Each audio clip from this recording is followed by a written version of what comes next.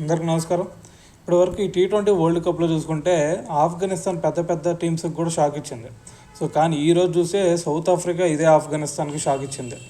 అయితే ఈరోజు ఫస్ట్ మనం మ్యాచ్ గురించి మాట్లాడితే, ఈరోజు ఫస్ట్ టాస్ గెలిచిన ఆఫ్ఘనిస్తాన్ రషీద్ ఖాన్ సరిగ్గా రీడ్ చేయలేదా అని అయితే మనకు అనిపిస్తుంది. ఎందుకంటే ఫస్ట్ టాస్ గెలిచి బ్యాటింగ్ తీసుకున్నాడు. అటువైపు మార్కం చూసుకున్నట్టయితే నేను కనుక టాస్ గెలిచినట్టయితే ఖచ్చితంగా ఫీల్డింగ్ తీసుకునేవాడు అని అయితే చెప్పాడు. అయితే ఇక్కడ టాస్ ఎవరు గెలిచినా కానీ ఫస్ట్ బ్యాటింగ్కి ఆఫ్ఘనిస్తాన్ వచ్చేది కాబట్టి అయితే బ్యాటింగ్కి వచ్చిన తర్వాత ఇక్కడ పిచ్ చూసుకున్నట్టయితే బౌన్సీ పిచ్ క్రియేట్ చేశారు. ఇక్కడ ఇదే బౌన్సీ పిచ్లో ఇటువైపు సౌత్ ఆఫ్రికాలో చూసుకున్నట్టయితే అందరు టాల్ బౌలర్స్. మనం అటు నోకియా చూసుకున్నా, ఎన్సన్ చూసుకున్నా, లేదంటే రబాడా చూసుకున్నా, వీళ్ళందరూ టాల్ బౌలర్స్. అదిగాక వాళ్ళకి అక్కడ బౌన్సీ పిచ్చెస్ ఆడటం కూడా వాళ్ళకి అలవాటు. మరి ఇలాంటి పిచ్చెస్లో ఇక్కడ ఆఫ్ఘనిస్తాన్ మీద ఆడితే ఇంకెలా ఉండిద్దో అదే చేసి చూపించారు. అయితే ఈరోజు మ్యాచ్లో వచ్చేసరికి 56కే వాళ్ళనైతే మట్టి కనిపించేశారు. అయితే ఫస్ట్ వాళ్ళకి మెయిన్ బ్యాటింగ్ అటాక్లో చూసుకున్నట్టయితే బ్యాటింగ్ వచ్చిన ఆఫ్ఘనిస్తాన్ ఫస్ట్ బ్యాటింగ్ రాగానే వాళ్ళ మెయిన్ బ్యాటింగ్ వాళ్ళకి పాజిటివ్. అయితే ఆ బ్యాటింగ్ అటాక్లో కూడా ఫస్ట్ గుర్బాజ్ ఒక మంచి స్టార్ట్ ఇచ్చాడు ఇన్ని రోజులు. అయితే ఇన్ని మ్యాచ్లు ఆడినా కానీ గుర్బాజ్ బ్యాటింగ్ వల్లే వాళ్ళకి ఒక మంచి స్టార్ట్ అయితే వచ్చింది. అదే వాళ్ళకల్లా ఏదైతే పిల్లర్గా ఉన్నాడో గుర్బాజ్, అతన్ని ఫస్ట్లోనే లేపేశాడు ఎన్సన్. అతన్ని అవుట్ చేయడం వల్ల వాళ్ళ బ్యాటింగ్ మొత్తం కొలాప్స్ అయింది. ఆల్రెడీ మనకు తెలుసు వాళ్ళకల్లే ఫస్ట్ టాప్ ఆర్డర్ని కనుక అవుట్ చేయగలిగితే తర్వాత అంతా కప్పుకోలిద్ది అని చెప్పేసి. దాని తర్వాత ఏదన్నా ఆడితే చివరిలో రషీద్ ఖాన్ 2-3 సిక్స్లు కొడతాడు. అదే జరిగింది ఇక్కడ కూడా. అయితే ఫస్ట్లో వాళ్ళకల్లే గుర్బాజ్ని అవుట్ చేశారు. దాని తర్వాత వెంటనే రబాడా 2 వికెట్స్ తీసుకున్నాడు. మొహమ్మద్ నబీది, దాని తర్వాత ఇబ్రాహిం జడ్రాన్ది, దాని తర్వాత మొహమ్మద్ నబీది, ఇద్దరిది టపా వికెట్లు తీసేశాడు. దాని తర్వాత గుల్బద్దీన్ అయినా లేదంటే దాని తర్వాత వచ్చిన బ్యాట్స్మెన్స్ అందరూ వరుసగా క్యూ కట్టేశారు పెవిలియన్కి. దాని తర్వాత ఏదన్నా రషీద్ ఖాన్ ఏదన్నా చివరిలో ఆదుకుంటాడేమని చెప్తే 2 4 వేసాడు. 2 4 వేసి అవుట్ అయిపోయాడు. ఇలా మనకు తెలిసిందే వాళ్ళకి టాప్ ఆర్డర్ కనుక ఫెయిల్ చేస్తే వాళ్ళకల్లే ఖచ్చితంగా వాళ్ళ మిడిల్ ఆర్డర్ అంత పటిష్టంగా లేదు కాబట్టి ఈజీగా అవుట్ చేయొచ్చు అని చెప్పేసి. అదే ఈరోజు వాళ్ళైతే చేశారు. దీంట్లో భాగంగా వీళ్ళ సౌత్ ఆఫ్రికా బౌలింగ్ అటాక్ చూసుకున్నట్టయితే ఫ్యాంటాస్టిక్గా ఉంది. వాళ్ళకల్లే ఎన్సన్ 3 వికెట్లు తీసుకున్నాడు. దాని తర్వాత రబాడా వచ్చాడు. రబాడా 2 వికెట్లు తీసుకున్నాడు.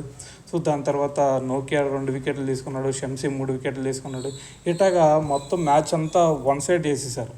మ్యాచ్ అయిపోయేసరికి 56 రన్స్ మాత్రమే చేశారు.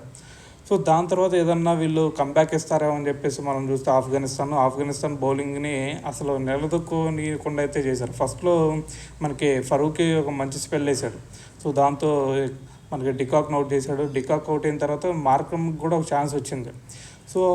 మార్క్రమ్ వికెట్ కనుక వాళ్ళు డిఆర్ఎస్ తీసుకున్నట్టయితే ఖచ్చితంగా అవుట్గా వచ్చేది. దానివల్ల వాళ్ళకి ఆ సౌత్ ఆఫ్రికా మీద ఏదైనా కొంచెం ప్రెజర్ ఏర్పడేది.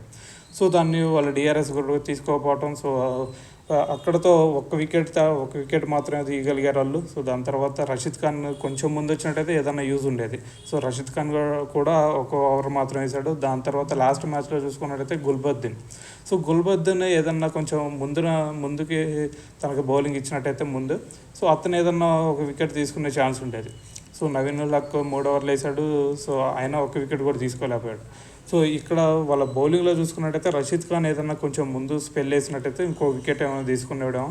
దాని తర్వాత గుల్బద్దీన్ కూడా కొంచెం ముందు వేసినట్టయితే స్లో డెలివరీస్తో కొంచెం ఒక వికెట్ అన్నా తీసుకున్నట్టయితే వాళ్ళ మీద ప్రెషర్ పడేది సౌత్ ఆఫ్రికా మీద. ఇదంతా ఏమీ లేకుండా వాళ్ళకి మ్యాచ్ అయితే వన్ సైడ్ చేసేసారు సౌత్ ఆఫ్రికా. అయితే ఇప్పటి వరకు మొత్తం సౌత్ ఆఫ్రికా చూసుకున్నట్టయితే ఇది వన్ సైడ్ మ్యాచ్ చేసింది ఇది ఒక్క మ్యాచే. అంతకుముందు మ్యాచెస్ చూసుకున్నట్టయితే కొంచెం ఎడ్జ్ దాకా వచ్చి వాళ్ళు గెలవడం జరిగింది. ఇప్పటి వరకు ఒక మ్యాచ్ కూడా ఓడిపోలేదు T20 వరల్డ్ కప్లో. కాబట్టి దీంతోపాటు ఇదే సౌత్ ఆఫ్రికాకి 1996 నుంచి ఇప్పటి వరకు ఒక్కసారి కూడా వాళ్ళు ఐసీసీ ట్రోఫీ కొట్టింది లేదు, ఫైనల్కి కూడా వచ్చింది లేదు. సెమీఫైనల్ వరకు వస్తారు, దాని తర్వాత ఇంటికి వెళ్ళిపోతారు. అయితే దీని గురించి కూడా ఏవీ డెవిలర్స్ కూడా కామెంట్ చేశాడు.